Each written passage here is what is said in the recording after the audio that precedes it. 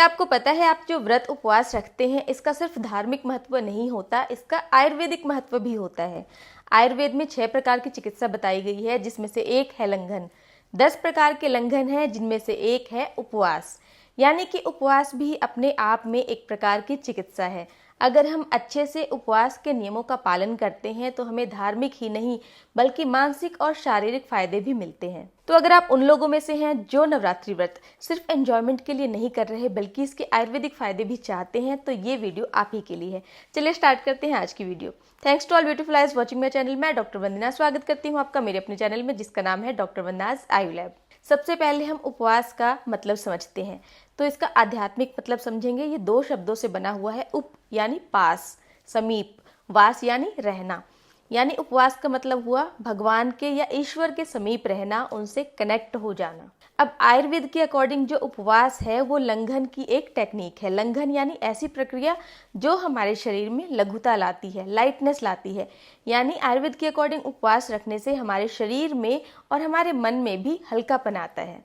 तो नवरात्रि में लोग अलग अलग तरीके से व्रत रखते हैं। कोई निर्जला, कोई जूस पीकर, फ्रूट्स खाकर, कोई कुछ पकाकर खा लेता है, कोई 9 दिन का तो कोई 1 या 2 दिन का।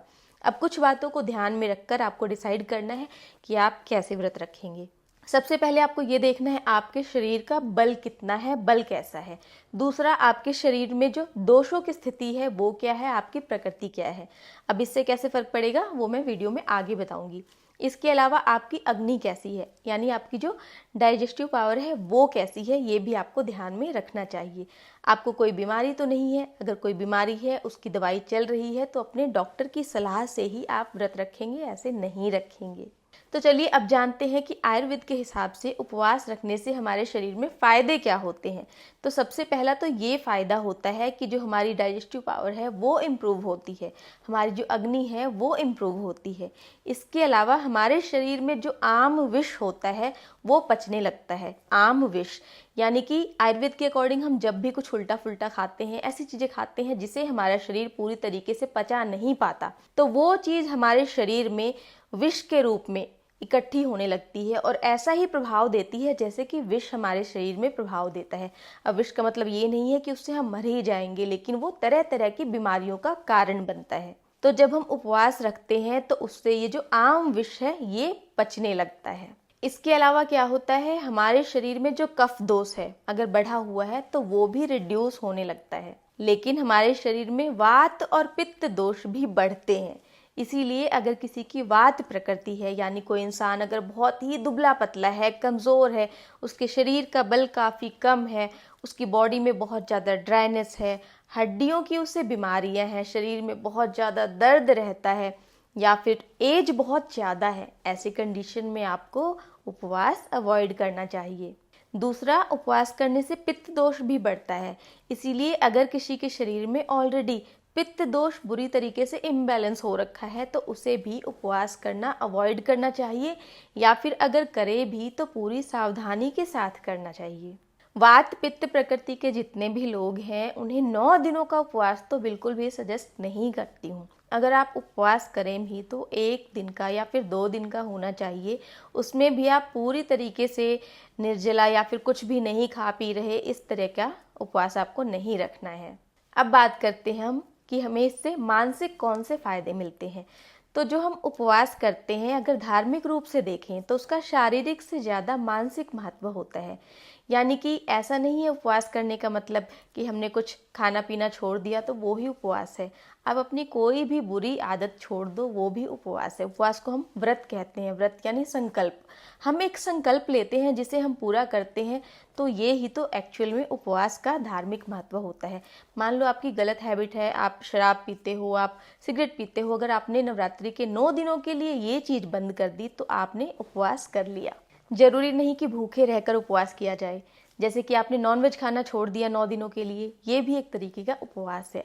क्यों? इससे हमारी जो विल पावर है वो स्ट्रांग होती है, हमारा अपने मन के ऊपर कंट्रोल बढ़ता है, जो बुरी आदतें हैं उनसे हम दूर होते हैं, संयम बनता है हमारे मन में। तो ये इसके मानसिक फायदे होते हैं। ऊपर से जो पित्त बढ़ता है वो हमारी मेमोरी को भी तेज करता है, हमारी बुद्धि को भी तीव्र करता है। अब अगर आप धार्मिक रूप से प्रॉपर उपवास रखना चाहते हैं तो जो मानसिक विकृतियां हैं, जो बुरी भावनाएं हैं, उनसे हमें बचने की ज़रूरत है, उन्हें अवॉइड करने की ज़रूरत है। ऐसा नहीं है कि हम पूजा पाठ करेंगे और मन में बुरी भावनाएं लाएंगे, गाली गलौज करेंगे या फिर किसी के बारे में बुरा सोचेंगे, गुस्सा करेंगे, जलन करेंगे, तो हमारे उपवास जो हैं वो पूरे नहीं होंगे।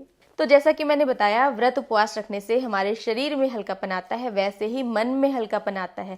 मन शांत होता है, एकाग्रचित्त होता है, आलस दूर हो जाता है, काम में मन लगता है, एनर्जी लेवल इम्प्रूव होता है। चलिए अब बात करते हैं कि व्रत उपवास में क्या करें, क्या अवॉइड करें, क्या खाएं, क्या ना खाएं। तो जैसा कि मैंने बताया, उपवास रखने से शरीर में वात और पित्त बढ़ते हैं, इसीलिए हमें धूप में जाना और जहाँ ठंडी हवाएं आती हैं वहाँ जाना अवॉइड करना है, क्योंकि धूप और ठंडी हवा, इन दोनों ही चीज़ों से शरीर में वात और पित्त की वृद्धि होती है। दूसरा, हमें ऐसी हालत में पर्याप्त आराम की भी ज़रूरत है। तो ऐसा नहीं कि आपने उपवास रखा और आप बहुत ज़्यादा काम कर रहे हैं, बहुत ज़्यादा फिजिकल एक्टिविटी कर रहे हैं, आपको ऐसा नहीं करना है। अब खाने पीने की बात करें तो आपको बाहर का कुछ भी नहीं खाना है। बाहर की जो थालियाँ आती हैं नवरात्रि में, चिप्स आते हैं, पैक्ड कोल्ड ड्रिंक्स, ये सारी चीज़ें आपको सेवन नहीं करनी है। आपको दही का सेवन नहीं करना, क्योंकि दही जो है पचने में हैवी होता है, हमारे शरीर में पित्त भी बढ़ाता है। पनीर का सेवन नहीं करना, वो भी पचने में हैवी होता है। आपको तला हुआ खाना नहीं खाना है। बार बार थोड़ी थोड़ी देर पर कुछ कुछ खा रहे हैं, ये भी आपको नहीं करना है। जो भी खाना पचने में हैवी होता है वो आपको नहीं खाना, क्योंकि अगर आप इस तरीके का खाना खाएंगे तो फिर आपको उपवास के बेनिफिट्स नहीं मिलेंगे। अंकुरित अनाज, कच्ची सब्जियां, इन सब का भी सेवन नहीं करना है आपको। चाय कॉफ़ी अवॉइड करनी है। जी हाँ, व्रत में अक्सर हम ग्लास भर भर के चाय पीते हैं, लेकिन उपवास रखने से वैसे ही हमारे शरीर में पित्त बढ़ता है। ऐसी कंडीशन में चाय पीने से हमें व्रत के फायदे नहीं मिलेंगे, उल्टा हमें नुकसान मिल सकता है। अब बात करते हैं कि हमें क्या खाना है। हमें हल्का और सुपाच्य खाना और हल्का सा जो गर्म हो वो खाना है। जी हाँ, हमें बिल्कुल ठंडी ठंडी चीज़ें नहीं खानी है। आप जो भी खाएं वो हल्का गर्म हो। यहाँ तक आप पानी भी पी रहे हैं तो पानी भी हल्का सा गर्म हो तो अच्छा है। आप फ्रूट्स ले सकते हैं, जूस ले सकते हैं, दूध आपको लेना चाहिए, दूध बहुत ही अच्छा है। इसके अलावा आप लस्सी भी ले सकते हैं, जो बटर मिल्क घर पे बनाया हुआ होता है, आप उसका सेवन कर सकते हैं। दही नहीं लेना, लेकिन बटर मिल्क आप ले सकते हैं। घी का सेवन कर सकते हैं, ये हमारे शरीर में वात और पित्त दोनों ही दोषों को बैलेंस करने का काम करता है। शहद का सेवन आप कर सकते हैं। अगर आपको सब्जियां खानी हैं तो उन्हें अच्छे से कुक करके फिर खाएं। आप वेजिटेबल सूप भी ले सकते हैं। अब कुछ लोग कुट्टू के आटे का इस्तेमाल करते हैं, साबूदाने का इस्तेमाल करते हैं, तो जो लोग 1 या 2 दिन का उपवास रख रहे हैं उनको ये नहीं खाना है। लेकिन जो लोग लंबा उपवास रख रहे हैं, 9 दिनों का रख रहे हैं, वो खा सकते हैं, लेकिन आपको युक्तिपूर्वक इसका इस्तेमाल करना है, क्योंकि इनसे बनने वाले जितने भी फूड आइटम्स होते हैं ज़्यादातर हम फ्राई करके बनाते हैं। जैसे कि कुट्टू के आटे की पूरियाँ हो गई, पकौड़ियाँ हो गई, या फिर साबूदाने की खिचड़ी भी लोग बनाते हैं, उसमें काफ़ी ज़्यादा ऑयल घी इस्तेमाल होता है। आलू फ्राई करके डाल देते हैं, तो ये सारी चीज़ें भी पचने में हैवी हो जाती हैं। तो आपको युक्तिपूर्वक इनका इस्तेमाल करना है, ये नहीं कि आप इनका बहुत ज़्यादा सेवन कर रहे हैं, और जितना हो सके सेवन ना करें। तो आपने जो उपवास रखा है वो सही रखा या नहीं, आपने ज़रूरत से ज़्यादा खुद को भूखा तो नहीं रख दिया, कैसे पता चलेगा? तो आयुर्वेद में इसके कुछ लक्षण बताए गए हैं, जैसे कि अगर जो आपका उपवास है वो प्रॉपर है तो आपको बॉडी में लाइटनेस फील होगी, एनर्जी फील होगी, भूख प्यास इम्प्रूव हो जाएगी, आपको कहीं भी दर्द नहीं होगा, न शरीर में दर्द होगा, न मन में किसी तरह की पीड़ा होगी, और जो आपकी डाइजेस्टिव फायर है वो भी इम्प्रूव हो जाएगी।